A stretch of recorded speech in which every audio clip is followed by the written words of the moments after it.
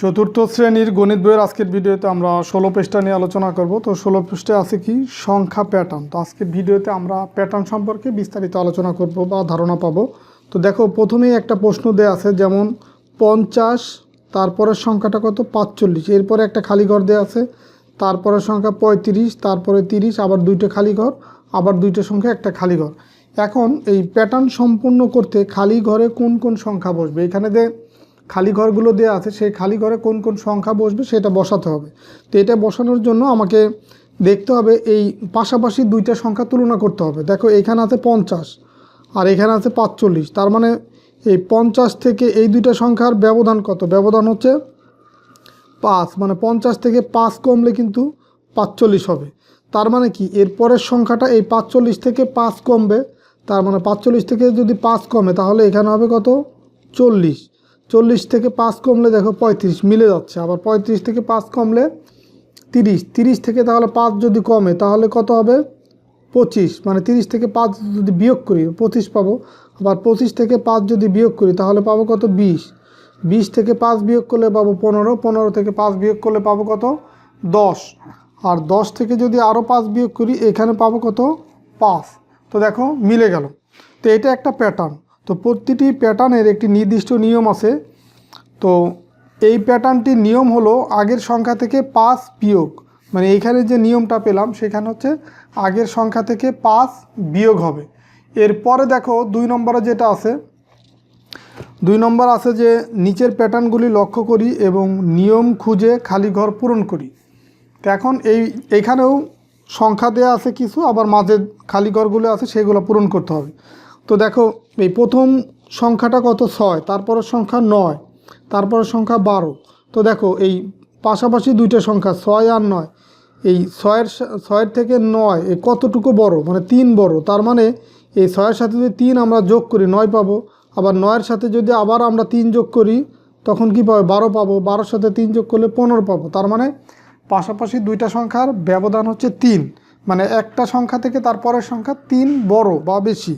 তার মানে 15-র পরের সংখ্যাটা হবে 15-এর সাথে 3 যদি আমরা যোগ করি তাহলে পাবো কত 18। তো 15-র পরের সংখ্যাটা কত 18, আবার 18-র পরের সংখ্যাটা হবে 18-র সাথে 3 যোগ করলে যে সংখ্যা সেটা, তার মানে 18-র 3 কত 21, 21-এর পরের 21-এর সাথে 3 যোগ করলে পাবো 24, 24-এর সাথে আবার যদি 3 যোগ করি পাবো কত 24 আর 3 27, 27-এর সাথে 3 যোগ করলে 30, 30-এর সাথে 3 যোগ করলে 33। দেখো সংখ্যাগুলো আমার মিলে গেল পুরো প্যাটার্নটা। 2 নম্বরে দেখো 2 নম্বরে শুরুই হয়েছে খালি ঘর দিয়ে। তো আমার এই প্যাটার্নের যে নিয়ম বা যোগ হবে না বিয়োগ হবে সেটা আমার বোঝার জন্য পাশাপাশি দুইটা সংখ্যা আমার লাগবে। তো এখন প্রথমে দেখো একটা খালি ঘর তারপরে সংখ্যা, তো পাশাপাশি তো দুইটা সংখ্যা নাই, এইখানে দেখো পাশাপাশি দুইটা সংখ্যা আছে। কত আছে 35, তারপরের সংখ্যা কত 40, তার মানে এই 35 আর 40-এর ভিতরে ব্যবধান কত 5, মানে 35 থেকে 40 5 বেশি। তার মানে 40 থেকে 35 হচ্ছে 5 কম, মানে 40 থেকে 5 যদি বিয়োগ করি তখন কিন্তু আমরা 35 পেয়ে যাব। তার মানে এইখানে যে দ্বিতীয় সংখ্যাটা দেওয়া আছে তার মানে এর আগের সংখ্যাটা হবে 10 থেকে 5 কম, তার মানে 10 থেকে 5 যদি বিয়োগ করি পাবো হচ্ছে 5, 5-এর সাথে 5 যোগ করলে 10, 10-এর সাথে আবার যদি আমরা 5 যোগ করি তখন পাবো হচ্ছে 15, 15-এর সাথে 5 যোগ করলে 20, 20-এর সাথে 5 যোগ করলে 25, 25-এর সাথে 5 যোগ করলে 30, 30-এর সাথে 5 যোগ করলে কত 35, তার সাথে 5 যোগ করলে 40, 40-এর পরের সংখ্যাটা তাহলে কত হবে 45। তাহলে প্রথমে আমাকে নিয়মটা আগে বের করতে হবে যে এখানে কত বাড়বে বা কমবে সেটা আগে বের করতে হবে। 3 নম্বরে দেখো 3 নম্বরে প্রথমে আছে 450, তারপরের সংখ্যাটা আবার নাই। তো আমার যেহেতু পাশাপাশি দুইটা সংখ্যা লাগবে তো এই দুইটা সংখ্যা আমরা তুলনা করব, একটা 350 আর একটা হচ্ছে 300। তার মানে এই দুইটা সংখ্যার ভিতরে ব্যবধান কত 50, একটা হচ্ছে 350 আর একটা হচ্ছে 300, তার মানে ব্যবধান কত 50, মানে এই 350 থেকে যদি আমরা 50 বিয়োগ করি তাহলে 300 পাবো। তার মানে এখানে আছে 450, 450-এর পরের সংখ্যাটা হবে এই 450 থেকে 50 বিয়োগ করলে যে সংখ্যা পাবো সেটা। তার মানে 450 থেকে যদি আমরা 50 বিয়োগ করি তাহলে এখানে পাবো হচ্ছে 400, 400 থেকে 50 বিয়োগ করলে 350, আরও 50 বিয়োগ করলে 300, এখন 300 থেকে যদি আমরা 50 বিয়োগ করি তাহলে কত পাবো 250, আর 250 থেকে 50 বিয়োগ করলে 200, 200 থেকে 50 বিয়োগ করলে পাবো কত 150, 150 থেকে 50 বিয়োগ করলে পাবো কত 100, আর 100 থেকে 50 বিয়োগ করলে 50। দেখো খালি ঘরগুলো পূরণ হয়ে গেল। 4 নম্বরে দেখো এখানে যতগুলি সংখ্যা আছে সবগুলাই হচ্ছে এই 4টা করে অঙ্ক আছে। দেখো এইখানে 4টে 4 আছে, তারপরে আছে 4টা 3, তার মানে এইখানে আছে 4টা 4 আর এখানে যেহেতু 4টা 3, তার মানে এই যে 4টা 4 এখানে 4 থেকে 1 বিয়োগ করলে কত হবে? 3 পাবো না? তার মানে এখান থেকে 1 1 করে কম হবে। তো সেই ক্ষেত্রে এইখানে 4টে 8 আছে, তারপরে হচ্ছে 1 1 করে যদি কম হয়, তো এখানে আমরা যদি ধরো এখান থেকে 1 বিয়োগ করি, এখান থেকে 1, এখান থেকে 1, এখান থেকে 1 বিয়োগ করি, তখন পাবো কত? 4টা 7 পাবো। এখানেও দেখো এইখানে দেখো এই 4টা 1 বিয়োগ করলে এখানে 4টা 3 পাবো। তার মানে প্রত্যেক ক্ষেত্রে 4টা করে 1 বিয়োগ হবে। তার মানে 4টা 8 থেকে 4টা 1 বিয়োগ হলে 4টা 7। আবার দেখো এই 4টা 7 থেকে 4টা 1 বিয়োগ করলে 4টা 6, এরপর আবার 4টা 1 বিয়োগ করলে এখানে পাবো 4টা 5, তারপরে 4টা 4, তারপরে 4টা 3। এখন 4টা 3 থেকে যদি আমরা 4টা 1 বিয়োগ করি, তার মানে 4টা 2 পাবো এখানে।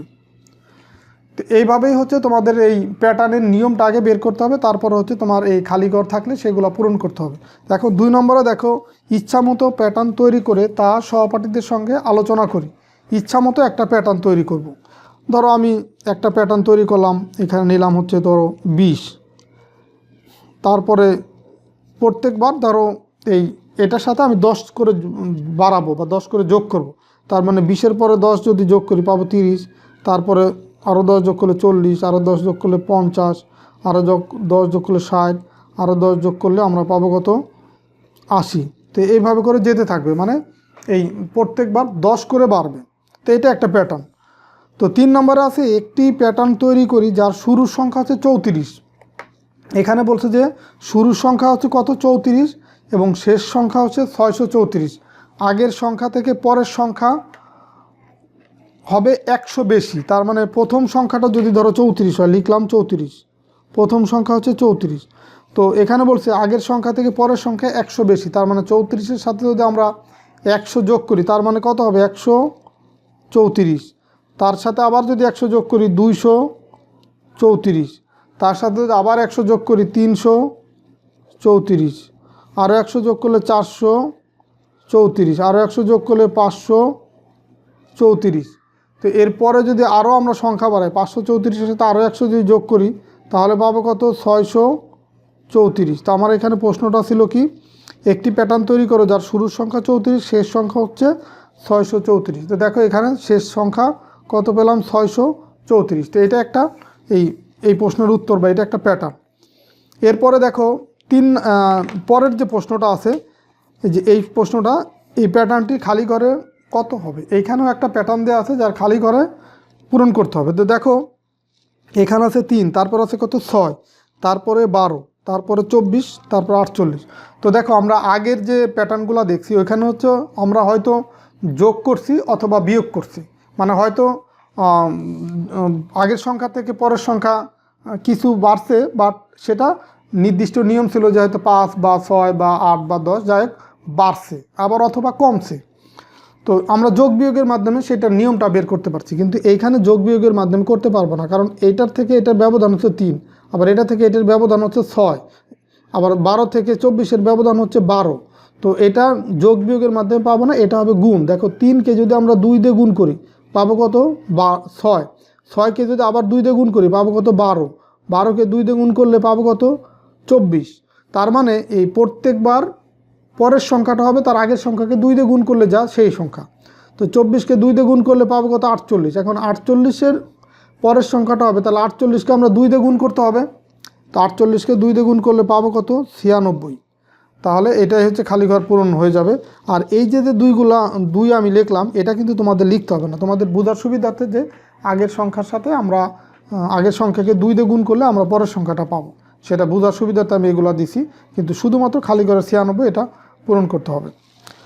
তো আজকের এই 16 পৃষ্ঠায় এতটুকুই ছিল প্যাটার্ন সম্পর্কে। আমরা পরবর্তী ভিডিওতে 17 পৃষ্ঠা নিয়ে আলোচনা করব। তো ঠিক আছে, সবাই ভালো থাকো, সুস্থ থাকো, আল্লাহ হাফেজ।